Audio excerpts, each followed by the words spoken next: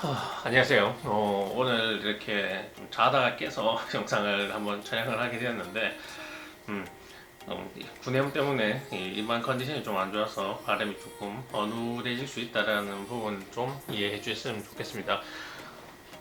일단 해외 파츠 구입에 대해서 좀 궁금하신 분들이나 아니면은 좌핸들과 우핸들, 그러니까 JDM과 USDM의 이제 파츠가 어느 정도까지 호환되는지에 대해서 한번 이야기를 해보려고 해요.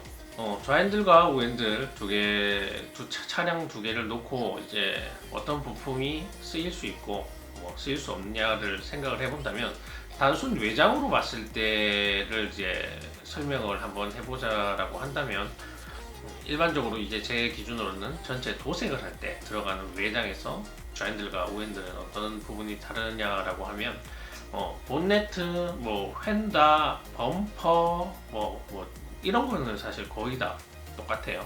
근데 거기서 이제 어떤 부분이 차이가 나냐면 톱카울이라고 보통 이야기를 하는데 그 와이퍼가 달려 있는 그 와이퍼를 막아주는 그 플라스틱 커버가 있어요. 그 와이퍼의 위치가 다르기 때문에 그 커버가 다릅니다.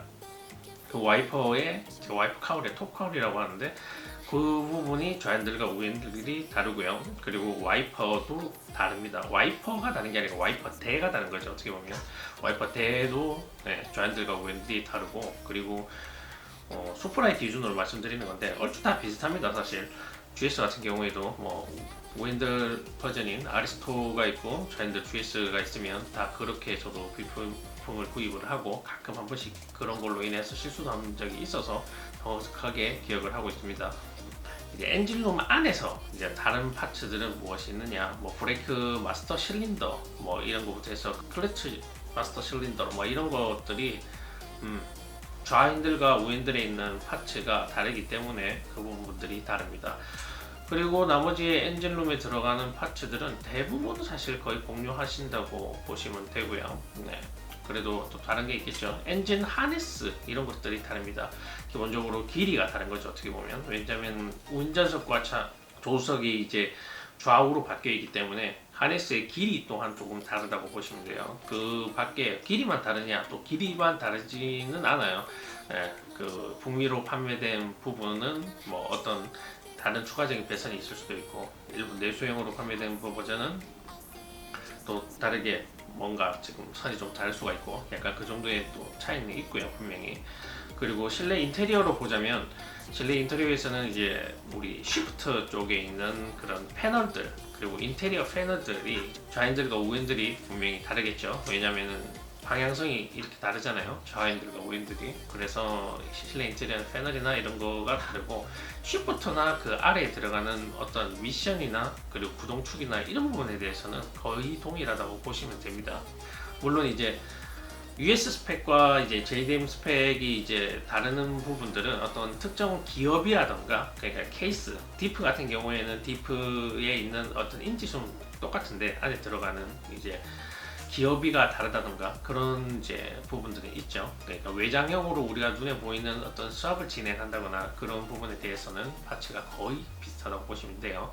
제가 말씀드린 요 정도 선인 것 같아요. 그리고 거의 좌핸들과 우핸들은 사실상 거의 부품이 동일하다, 사실은.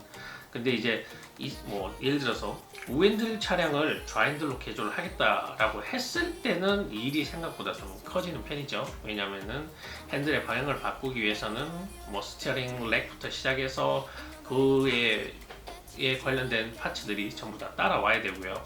그리고 좌핸들 우핸들이 따라가려면 당연히 대시보드 안에 있는 그런 에어컨 에바나 이런 것들을 전체가 다 바뀌어야 되기 때문에 생각보다 많은 부품들이 들어가게 되는 겁니다. 그래서 좌핸들 우핸들 개조를 사실 쉽게 한다라고 하기에는 조금 힘든 부분이 있죠. 파란 파츠들이 되게 자연스럽게 구해진다면 좌핸들 우핸들 수압은 그렇게 어려운 작업이 아닙니다, 분명. 근데 지금 안에 들어가 있는 그런 파츠들이나 몇 가지 뭐 핵심 부품들이 파츠가 신품으로 나오지 않고 중고로 구매를 해야 되는 상황이기 때문에 이제 수업 자체가 상당히 어려워지는 거죠.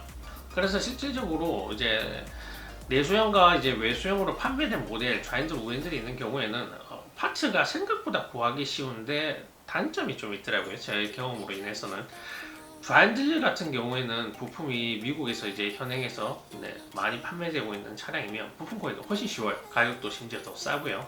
근데 우엔들 버전은 아직도 신품이 이제 안 나왔기 때문에 중고를 구하려고 하면 일본 내에서 일본 옥션이나 이런 곳을 이용을 해서 부품을 구매를 해야 되는데 이 부분이 상당히 비용이 많이 들어갑니다. 지금 같은 경우에는 또 달러의 강세다 보니까 경매 물품 특성상 이제 달러를 좀 약간 인지하고 조금 더 가격을 더 올려서 하는 경우도 있고요. 좌핸들 같은 경우에 예를 들어서 뭐 시프트 패널 같은 경우에는 뭐 한 10만 원에서 15만 원 정도에서 구매를 할 수 있다고 하면 우핸들은 막 20만 원이 일단 넘어가는 거의 곱절이라고 보면 돼요.